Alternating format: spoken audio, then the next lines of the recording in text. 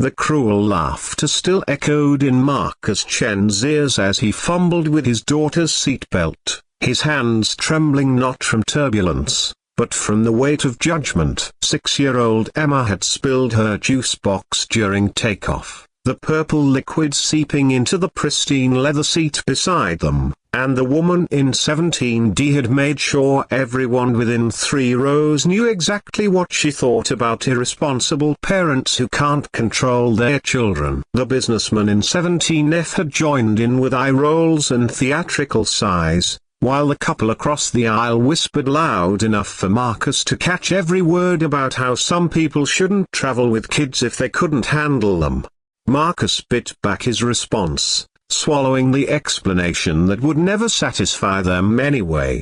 They didn't need to know about the sleepless nights he'd spent researching specialists for Emma's autism, or how this flight to Denver represented their last hope after months of failed treatments in Seattle. They didn't need to know that his wife Sarah had lost her battle with cancer 8 months ago, leaving him to navigate parenthood alone while grieving the love of his life. They saw only what they wanted to see, a frazzled single dad disrupting their peaceful flight. "Daddy, are they mad at me?" Emma whispered, her fingers stimming against her tablet screen in the repetitive pattern that helped calm her anxiety. Her large brown eyes are so much like Sarah's searched his face for reassurance. "No, sweetheart, they're just having a bad day," Marcus replied, brushing a strand of her dark hair behind her ear. "Remember what Mommy used to say? We can't control how others act, only how we respond." The flight attendant,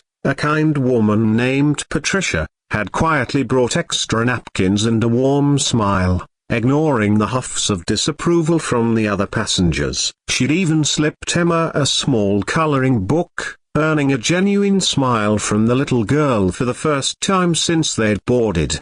As the Boeing 737 cruised at 30,000 feet somewhere over Colorado, Marcus tried to lose himself in the landscape below. The Rocky Mountains stretched endlessly beneath puffy white clouds, their snow-capped peaks catching the afternoon sunlight. Emma had finally settled into her routine, noise-canceling headphones in place, absorbed in her favorite educational app. For the first time in hours, Marcus allowed himself to breathe. That peace shattered when the plane lurched violently to the left. Oxygen masks dropped from the ceiling like yellow flowers blooming in reverse. Passengers screamed as carry-on bags tumbled from overhead compartments. The aircraft pitched forward, then rolled back with a sickening motion that sent Marcus's stomach into his throat. Emergency lights bathed the cabin in an eerie red glow. "Ladies and gentlemen, this is Captain Rodriguez. We're experiencing some technical difficulties and the intercom cut to static." Then silence. Emma's eyes went wider with terror as she clutched Marcus's arm. Around them,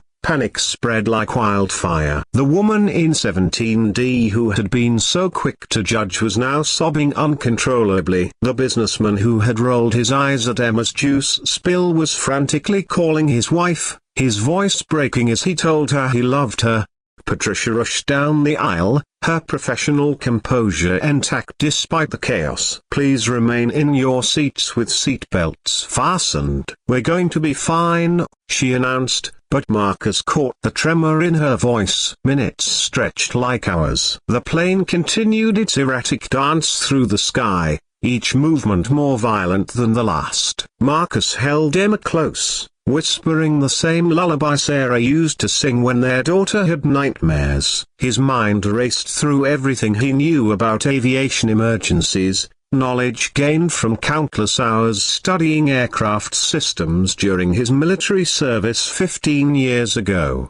Then came the announcement that would change everything. "This is First Officer Martinez speaking. We've lost Captain Rodriguez to a medical emergency. and I'm dealing with multiple system failures up here. Is there anyone on board who is a trained aviator or has flight experience? We need assistance immediately." The cabin fell silent except for the ominous groaning of stressed metal and the whistle of wind through compromised seals. Marcus felt every eye in their section turn toward him, not with judgment this time, but with desperate hope.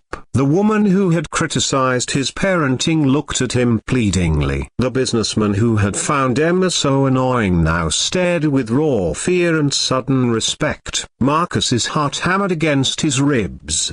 His flight training was from another lifetime, when he was Lieutenant Marcus Chen, F-16 pilot with the 388th Fighter Wing. That was before Sarah, before Emma, before he'd traded the cockpit for a computer programming desk to build a stable life for his family. 15 years of civilian life had dulled his edge, but muscle memory and hard-earned knowledge didn't simply disappear. "Emma, baby, Daddy needs to go help the pilot for a little while," he said, unbuckling his seatbelt despite the continued turbulence. "No, Daddy, don't leave me." Emma's grip tightened on his shirt, her fear overriding her usual difficulty with physical contact. Patricia appeared beside them, understanding the situation instantly. "I'll stay right here with Emma," she promised, her hand gentle on the little girl's shoulder. "Your daddy is going to help get us all home safely." Marcus looked into his daughter's eyes,